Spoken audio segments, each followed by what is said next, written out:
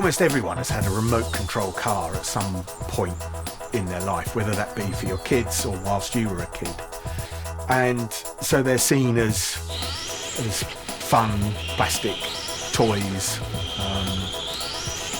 And so the idea that grown men would dedicate the better part of their life to building and racing them seems a bit strange. It's probably out there with the collecting Star Wars figurines into the middle part of your life, that sort of thing.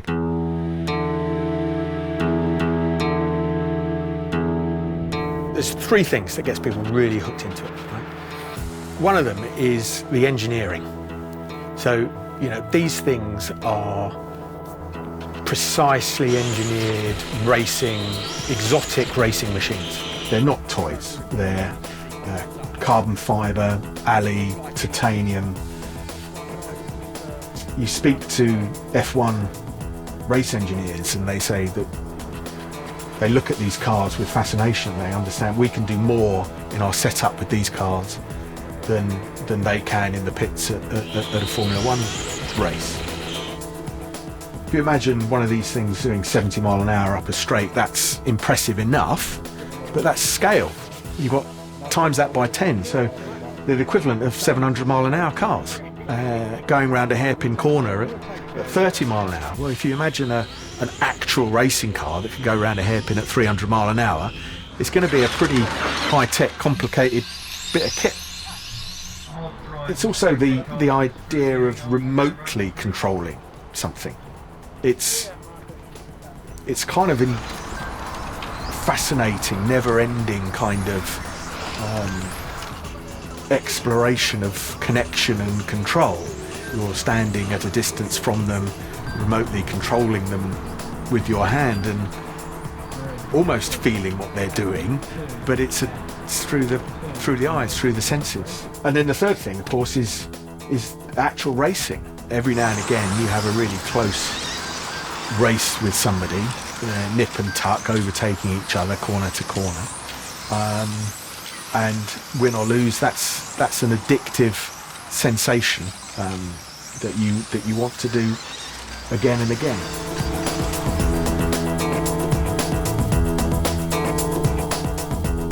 I mean, the king of clubs idea, apart from the sort of patriarchal nature of the name, which is probably a mistake, but it was that there was an inter-club competition.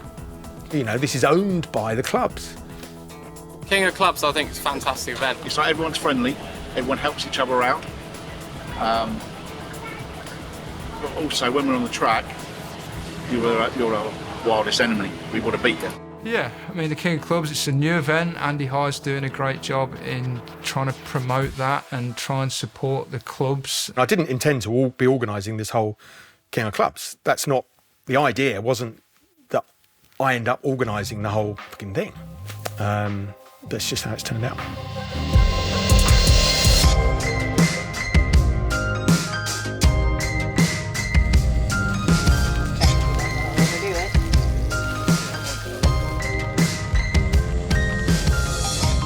Wet, wasn't it? It was really disappointing, the weather, because everyone had worked so hard for so long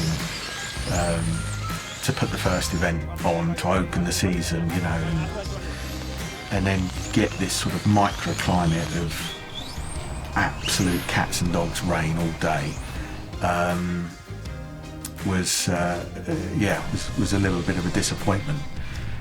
But then the flip side is coming out of COVID, lockdowns and all the rest of it, over 100 people staying all day long in their tents in those conditions to race was fantastic. And actually,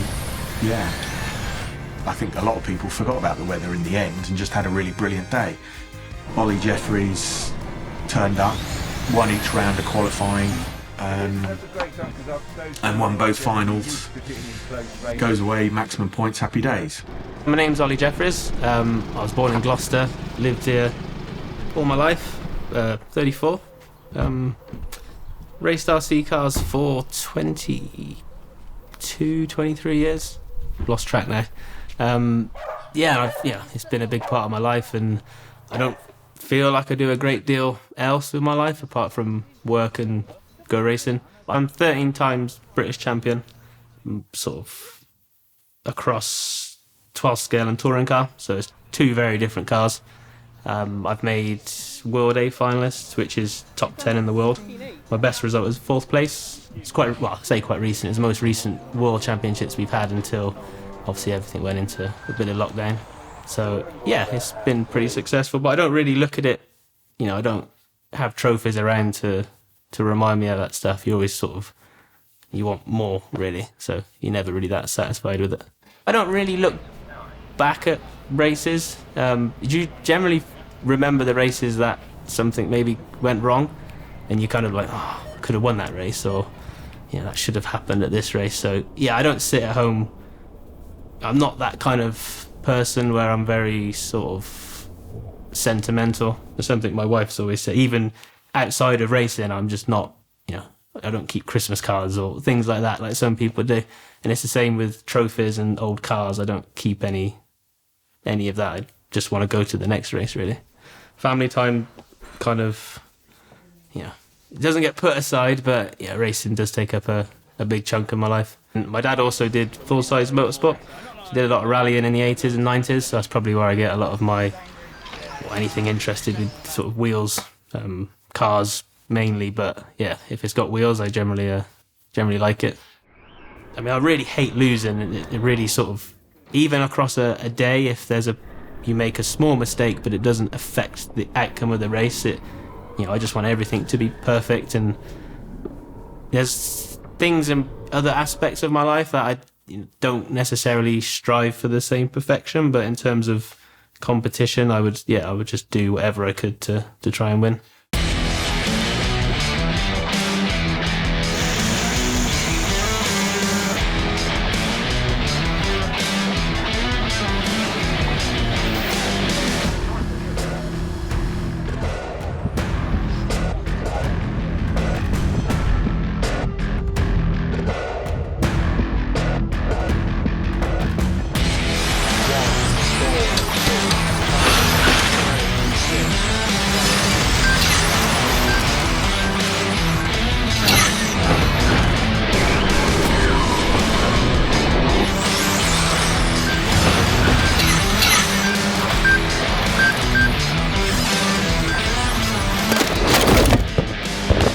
Maximum scores.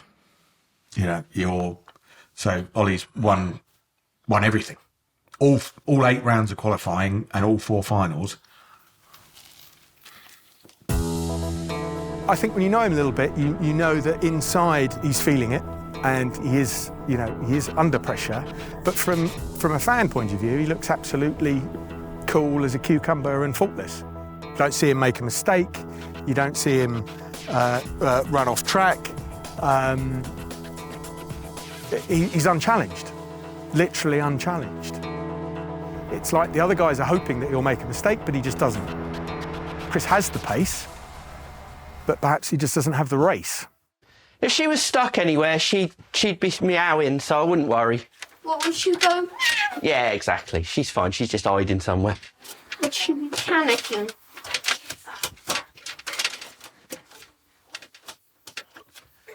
Yeah, I wouldn't worry. Right. Marmite, come here. Come on, come and have some licky lick. You know, our cat is the definition of scaredy cat. Hi, I'm Chris Granger. I've been racing RC cars now for what seems all my life. Started when I was 14, really, racing, but sort of started playing about with them when I was sort of 5 or 6 years old. I've managed to win a few national championships, made top 10 in some of the bigger races around the world. So, yeah, it's been a big part of my life. Just something about RC cars. The minute I got this RC car when I was 6, I was just struck by it. It's just a Christmas present. It was just a normal Christmas present from my granddad. I don't think I'd asked for it or anything. I mean, I had lots of little radio controlled car toys type thing. This was like a proper, as good as it got at the time, sort of. I think, when would it have been, like 81, 82, something like that. And I just fell in love with it, and it was just something I just wanted to do all the time, and I didn't know about racing. And funnily enough, one of the things that upsets me the most is the World Championships were in Romsey, which is only 20 minutes from where we're sat, in 1987. But I started racing in 1988, so I didn't know about it. Didn't know anything about it. Otherwise, I could have gone over there and, and seen the world's best drivers at the time. From a very young age, it was racing, racing and racing. The very first trophy I ever won, and I cried.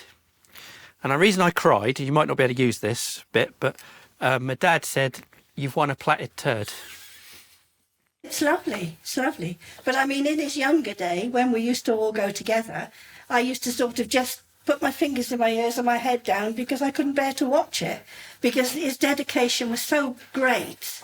And the thought of anything going wrong, which sometimes it did, you sort of, it's something you couldn't watch. RC racing, I mean, it even brought me my wife. So I was racing for a company called Yokomo at the time, which are based in Japan. I think it was 2005, and I'd won the UK National Championship, and Masami, who was one of the top guys at Yokomo then, he's like a multiple world champ, 14-time world champion, as good as it gets. He was working for Yokomo and he was like their promotions, He contacted me and said, "We'd like you to come and do the Japanese Nationals." And literally the first night I was in Japan, we went to a bar and I met my wife. You cannot sing when it's Chris to win. It's like, the feeling is your happiness inside you, you cannot express, to be honest with you, when you are, love of my life or husband. It's when it's happy, you're happy, isn't it? I'm looking forward to getting into what you could call the ground war now of 3 tracks back-to-back here, Colchester, West London and Ada, which are not as nationally established as the Eastbourne track, less familiar, don't have the testing experience, so it should be a leveler playing field. The track's looking splendid. The club have done a really brilliant job. It's a lot of track in a small space, but different to Eastbourne in that it's more flowing and high speed. The curbs are more severe here than at Eastbourne. You can really ride the curbs at Eastbourne, so it's a more forgiving place, where here less so mistakes are punished more. Ordinarily, you'd say that would even the races up, but so far it's been the other guys and not Ollie that have been making the mistakes. There's a heart and a head, right? The head says, yeah, Ollie will TQ and win both finals, just because we haven't seen anything yet this season to suggest otherwise. But the heart says Ollie will drop back to 5th, and all of our other friends will be up there. My name's Brian Eldridge. I've raced obviously RC cars for the best part of 25 years. I'm now 45 and retired from racing cars. I'm Harley Eldridge. I'm 19. I've always taught Harley consistency over speed, because you race the clock. It's no good being good fast for 1 lap but crash the next 3. So the way that I taught Harley under my wing was that every time I went to a race meeting, like a national series, Harley was racing with us, but if she could do 5 laps clean and the lap times were equal, then next time we go there, a little bit faster. You can't teach people speed. You can teach people to slow down, but you can't teach them when to squeeze the trigger to go flat out, or if they've got the bottle to go flat out. But you learn by mistakes, and that's how you develop into being a better driver. Ollie Jeffries, to me, is perfect professional. Does everything that he needs to do. The data, the testing, putting in the time, the effort. A lot of people think that it's just a case of rock up to the track, but 90% of your car prep is done at home before you hit the track. So if your car prep at home is good, then your car's going to perform well for you at the track. If you're one of these people that thinks, I'll rock up on the day and I'll just bolt a set of wheels on and go, it doesn't normally happen, does it? So Ollie, to me, is the ultimate professional. Granger, he's got where he's got because he's been dedicated for so long. And that's someone special. After Eastbourne, it was a bit disappointing from our side of things, but the racing was close. If it's close racing, it's exciting to watch. So when it's exciting to watch and people come up to you and say, oh, that was a close race, and they all shake hands on the rostrum, that's what it's about. I have a maximum score at the moment. I'm not sure who's second. I haven't really I haven't looked at the points, but I guess if I win here, then I would win overall, I was thinking, after this weekend. Granger didn't make it, was unwell. He said, which is a shame. Hopefully that's not, something more than that, and he's lost his bite or lost his fight. I don't know. I can't imagine he has. But you weren't at Colchester. What was the story there? I was at Colchester. I just didn't manage to get to the track. I came down Saturday and we stayed in the hotel. But during the night, I got an infection in my saliva gland here, and I sort of in the middle of the night, my face was sort of out here, and I was in absolute agony. So we basically got up and drove home. Right off the bat, Harley won first qualifying, second qualifying, boom. So then you're there, and if you're, there comes a time with this round by round qualifying, you're doing your 4 rounds. There comes a point where you think, right, I can finish here, or I can finish there. Your potential is established, and then tactics for where you're going to go for the race come into it. And if you've won the first 2 qualifying, all of the options are open for you. Your tyre options are then, okay, well actually I can save tyre, I can, I could even skip around if I want to, and it opens everything up for you. We obviously approached the meeting like we always do. Cars prepped, everything's ready. Harley's had a good night's sleep. We went to bed early, got up, and we was eager to get out and packed and go. And we just said, let's see what happens. And I think you had the car that we talked about and discussed, because obviously we have, even though we're at home, we have a debrief. So you might come here testing on Saturday, which we did last week, and Ollie and Chris and that were here. And you sort of you leave here and you think, so good place. We know because everyone's getting stopwatches out timing us, so obviously they're worried. And we knew we had good pace, so we had our team debrief as we leave and get home and write ideas down. And we just said, leave the car alone. Let's do practice in round 1 with it rather than panic. Doing a clean run pretty much is what it's all about. Like one curve out there could cost you a whole run. Now that we've had one TQ, go out and do it again, because then you can play with tyre strategies. So again, we might apply the pressure, we might not do round 4, but just put a set of tyres on and do 1 lap so everyone thinks that Harley's going out with new tyres. Well, hang on, we just pulled in. Now they're nice for the next final. You're just trying to win the race, so yeah, I haven't qualified first, so you forget about that, and then you just try and win the next time you go on the track, really. So it won't be easy. I mean, if I was second but a lot faster, obviously it makes it easier to pass. So yeah, I guess I'll have to work for it. I mean, the race hasn't finished, so yeah, if you did win, you're going to be pleased. If you don't win, you're not going to be very happy. But yeah, stamping your feet and losing your head doesn't help. So no, I mean, I'm not second because of bad luck or anything. I just somebody's done a better job. It's fairly unique guys like Ollie who are all about the race, the first past the post race. But for a lot of people, the race is the lap times and the performance and what your best was and personal best and moving it forward, the time trial element. So if Harley's there, the car is banging, it's fast, she's hit 1 and 2, the first 2 rounds of qualifying, she's won them both. Ollie's got to win the next 2 qualifying, and this is the really crucial point, and he's got to better her best time to get TQ. In the last quali, it felt pretty good because I knew he was trying really hard to catch, but he kept spinning out in the first corner. But then from there he pulled out, and then I just cruised pretty much. It was either 3rd qualifying or 4th qualifying. He clearly threw a big setup change at the car to try and pick up the pace, because he stopped after about 3 laps, or it's not working, save my tyres, done. Threw that round in the bag, in the bin. I think Ollie was the first one to congratulate Harley on the TQ, which fair play to Ollie. There's not many people that I suppose get that. It's almost like getting the Port Hollywood shake of the hand, and we've got it.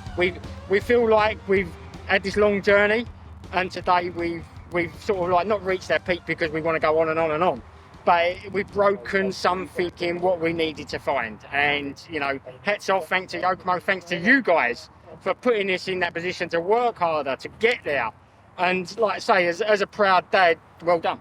Can't always be on pole, so I mean Harley's done a good job and driving well, so deserves to be there. No way. Jeffries knows what he has to do. He has the international experience. He's been doing this for a very, very long time. Unexpected, I'm sure, to find himself not on pole on this one. And Harley pulling away already. All around the outside attempt there by Jeffries. That was just showing the pure power. Now this, I think, is where he's obviously utilising the extra grip of his new tyres. And this is something that his experience is going to really help him with to manage that during these two fires. But Harley, you know, to her credit, is actually still gapping him. Third place, it's Carl Branson in the yellow car. Fourth place is Zach Smith. So no one's being dropped. So there's four very high quality drivers out of the top four. The commentator on the TV talks about this. What was really impressive is in the first final, Harley's on pole, she gets away well, and Ollie's on her from the start, and he's pushing her from the start, and it's almost like you can see the game of chess with the master. He's thinking, well, she will crack. If I push her, she will crack. Make a mistake, and I'll be able to beat her. And you know, so it's not a pace thing; it's a psychology thing. I'm going to beat her in the mind, and she doesn't crack, doesn't make a mistake, and these races are 5 minutes long. But when you're standing there up on the rostrum controlling this thing remotely to this level of precision, you're doing pinpoint, precise manoeuvres every second, multiple times for 5 minutes. It's hundreds of precision moments. And you've not got one wrong. Thinking about inside, can he switch back? No. He's got 2 corners to go. Can Harley hold on? He's quick. This point now, it's only a mistake that's going to stop it, and she's going to power it down, and we're going across now. Oh, and a fantastic finish. That's impressive. That's doing that with 13-time national champion. I think he was 4th in the world. Truly one of the best racers that we've ever produced. Nipping at your heels for the whole thing is, yeah. Okay, this is going to be Eldridge's breakthrough result. Win against the British national champion over a 2-leg A final. Can Ollie keep the status quo going for another few weeks? What happened was exactly the same as race 1. Harley's away. Ollie's on her again. I think on this one he was on her even earlier, nipping at her heels, looking to pass. And Harley didn't crack, she didn't make a mistake. Ollie finally makes a bold move, a bit of a shoving move. Goes for a gap that isn't really there, and so they contact. They hit each other. They're up onto the curbs. Perfect result there for Harley. It was a kind of... Harley came away from that well ahead of Ollie. It hurt Ollie arguably more. Yeah, you got Jeffries in second. Now Branson's got 3. He's done what I thought. It's called a body tuck. The contact can push a corner of the body shell, and with the tyres going round, the tyre then grabs that piece of the shell and pulls it up underneath. So you've then got the body shell rubbing the tyre. What happened to Harley was it was trying to drive through it. She clips the curb on the fast sweeper onto the straight, which sends the car off into the bushes. That's not a mistake. That's the body's tucked. The car's a bit uncontrollable, and the curb, you know, it's then caused a crash. So Ollie catches up with Kyle, but Kyle was gifted the win. So yeah, happy to come away with a win. It was a little bit lucky, but it was nice to have close racing anyway in the first final. So yeah. The second final, I'm not really sure. I think the first, in the hairpin, I think me and Harley touched, and then the body tucked. But then afterwards, Kyle was then ahead. I think Harley's shell might have still been tucked, or at least it looked like it. I don't know if it was a black mark or a body tuck. But then after that, I don't know what happened behind. Qualifying was great, obviously TQing pretty much 3 rounds, Ollie taking 1, and then First final was great. Pretty much led it with obviously Ollie chasing and Carl behind. And then final two was a bit scrappy, but that's racing, it's close racing, so we can move on and go to the next one. To me, she won today. I don't care what people think, whether you do it on the track or you're off the track. To me, she won. She, in a way, she broke Ollie's record. And the first person to break Ollie's record was a young 19-year-old female driver, which will go a long way in a road to success. And people are noticing it. And then when people notice it, they start looking over their shoulder. And what matters is that we can win. We can do it. So we pack everything away, we take it on the chin, and we think to yourself, the next one, we will win the next one. And then by the end of the year, we will be winning. There's the slight blemish on your perfect record. How does that I got a feel? Marshall. Go. Oh, yeah, I got a go. Marshall. Yeah, go. Thanks for that. Brilliant. Can't remember the first time I've ever seen Star Wars. I can't remember it. But it's just something that every Christmas that I had as a kid, I had the latest Star Wars toys. Like, so I think I was probably about 6 or 7, and my dad took me to the premiere in London at Piccadilly Circus to see the Return of the Jedi. So the Return of the Jedi had just been made, it was coming out into London, red carpet event, and my dad took me. Part of that film was, it wasn't just to go and see Return of the Jedi, they were doing it so that it was Star Wars. Then you had stars that were in the film come out and meet and greet. So I met Harrison Ford, Kenny Baker, and then we watched The Emperor Strikes Back. And it was like, wow, that, you know, so we've now watched 2 films in a row and everyone's getting excited, and then you meet and greet again. So we got to meet like Carrie Fisher, and then obviously the main one is like, you're going to now watch The Return of the Jedi. You're the first people to watch The Return of the Jedi. And we was all given special stuff as well. So you had a bag that you went home with and stuff like that. So we then got to see The Return of the Jedi. And I can remember just, it must have been like the next day, the morning, when we came out of there, because it was like 3 films that you've watched. And remember just getting on the tube to get home. And it was like, you don't want to sleep, because if you slept, you would have missed something. And it was like that day shouldn't have ever ended. If I was to say the truth, I've had all the Star Wars figures twice, because I had them, opened every single box as a kid, and then sold them all to someone else's son that was interested in Star Wars. So almost like the passion had gone, and then 4 or 5 years later, it's all back, and you think to yourself, I've got to collect. West London. West London, coming home. It's brilliant. Incredibly hot. I mean, really warm. Over like 35 degrees in the shade. I was a bit disappointed because Ollie, he hit the track and he won first quali comfortably, won second quali comfortably. Harley was nowhere. And you could see, looking across at their pit garage, that they were not happy with what the car was doing, and there was tension. Anything to add, Harley? Watch this space. We are. This track you can overtake on, it's difficult, but there are places, because it's not really high speed, you can kind of follow cars. Not, you know, at higher speed it's an issue for like aerodynamics, just because you're going that much slower, it is easy to follow closely. So I said to her, whatever we do, stay out. We'll keep the tyres on that we know, and then round 4 we'll test something so that we're ready for the final. When Ollie TQ'd, taking all 4 rounds, you sort of thought, oh, normal service resumed, that was just a blip. And you overlooked, or I certainly did anyway, overlooked the fact that behind the results, Mr. Granger was coming through and making inroads each time and getting closer. And that was the closest I've been to Ollie then, so obviously the tinkering bits I'm doing to the car's obviously working. So, first final, we shall, fingers crossed, and give it all I can. First final, away they go. Granger's in the lead. They will both be on, I believe they're both on second run tyres. Oh, mistake, straight away there, a move from Granger on Jeffries. So Chris Granger leads from Jeffries. It was a small mistake from Jeffries.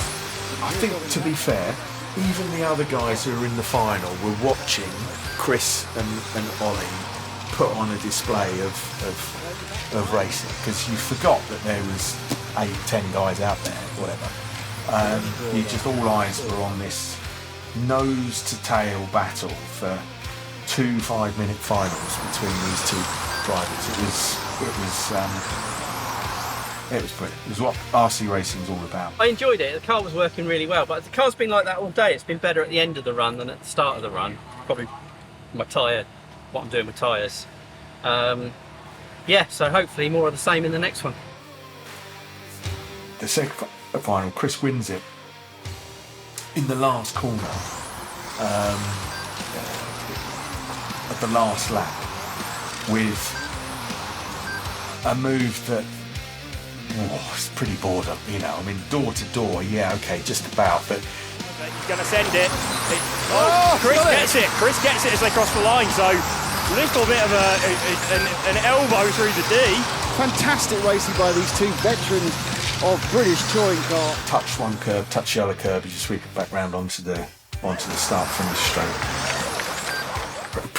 Granger was straight into that gap.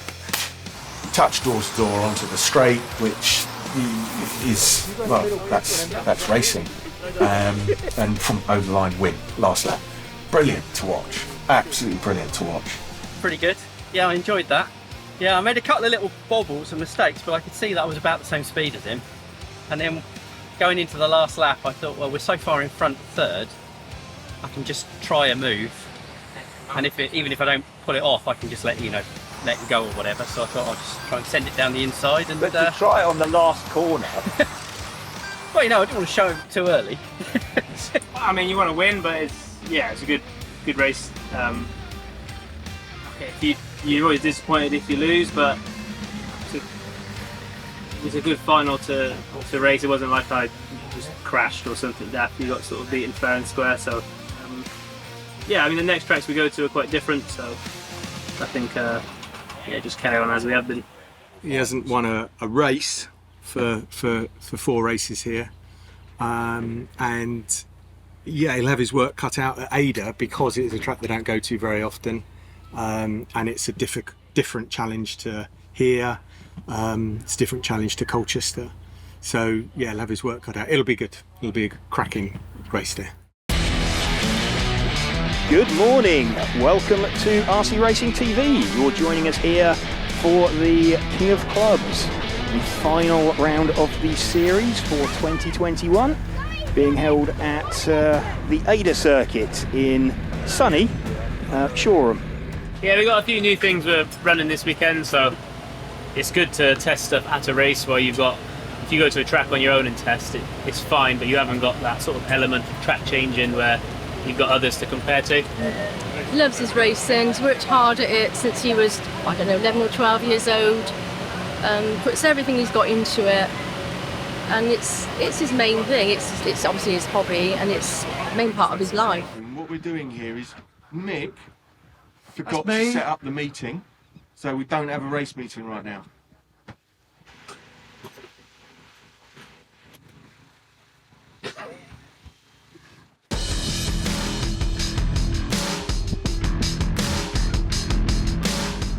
Go. Ollie Jeffries leads away then from Chris Granger.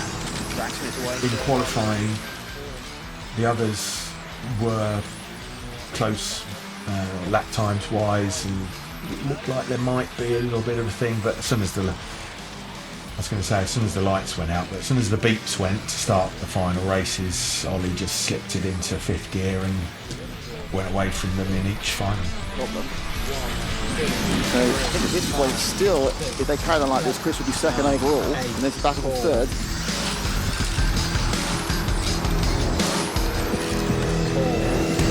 That looking left, looking right, just to remind you that Ollie Jeffries is leading by 2.5 seconds from Harley. And so a great performance there by Ollie Jeffries. Ollie, which was just not, by all of them. well, yes, obviously, but just not worth showing. Harley had a poor meeting by her standards, so even worse than the previous one. So she finished on, frankly, a bit of a low, really. She had a good scrap, I think, in the second final, but the first final was not in the running. That's a shame. Chris finished what in the end was a comfortable second, and was clearly the best of the rest on the day. But Ollie just had that extra few tenths, like I say, it was like he slipped in the fifth gear and just went. Yeah, every round of qualifying and both finals you can really have a better day. With the conditions, it was easy to, say, fall off the track, but literally just get blown off the track. So yeah, it wasn't easy, but the car went pretty well, so it was good. And he was never close to being challenged, because when the drop score kicks in, his championship advantage was even bigger. So he won it with 799 points. So that's 1 point off from a perfect 800. That'll bite him. That's funny. That'll bite him. Well, it's ridiculous, but it will.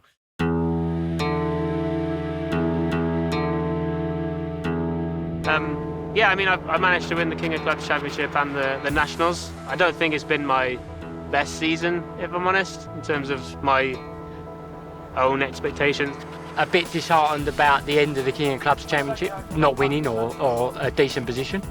I just think that we should still be doing the King of Clubs now. Yeah, it wasn't terrible. I mean, I still finished second, but second's the first loser, as we always say. I think it went alright. Could have done better at West London and Ada. Obviously, one final cost me probably a podium at Ada, and then West London was a bit off the pace, but it was okay. I'm still loving what I do, so I've got no intention of stopping yet. So we've got youth on our side. So in a year's time, when we've learned what they've learned, then it will be our time, and we will be there all the time. It's something that we've got to learn. Yeah, I just want to win every single club race, national. We had a running race across there, and if I don't, it just pisses me off.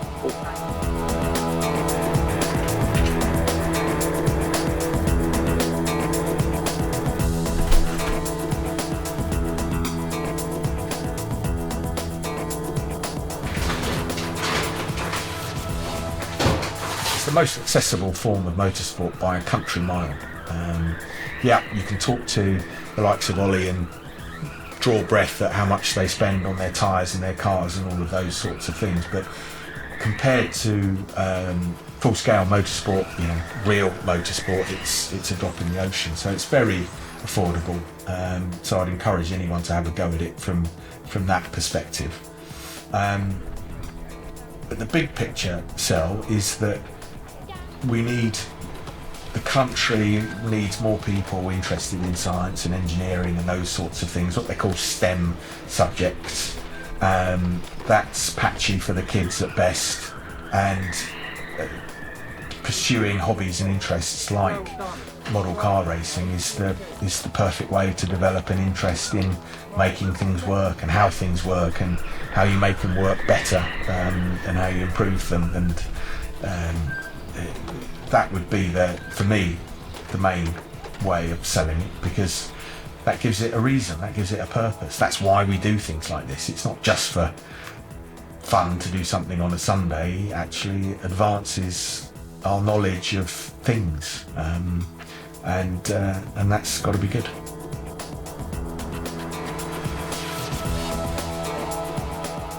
Over the past year or so, I've had times where it's felt like more of an effort to put the sort of effort in, where before it never felt like that. And there was a few times I didn't usually feel like this, or you didn't mind just being at a track till it's dark or coming home late. But yeah, there was the odd time I just missed being at home, really. We moved house a couple of years ago, and I think when we had the first lockdown, I realised I actually enjoyed quite a lot being at home, because I was basically forced to be at home. I couldn't go racing if I wanted to.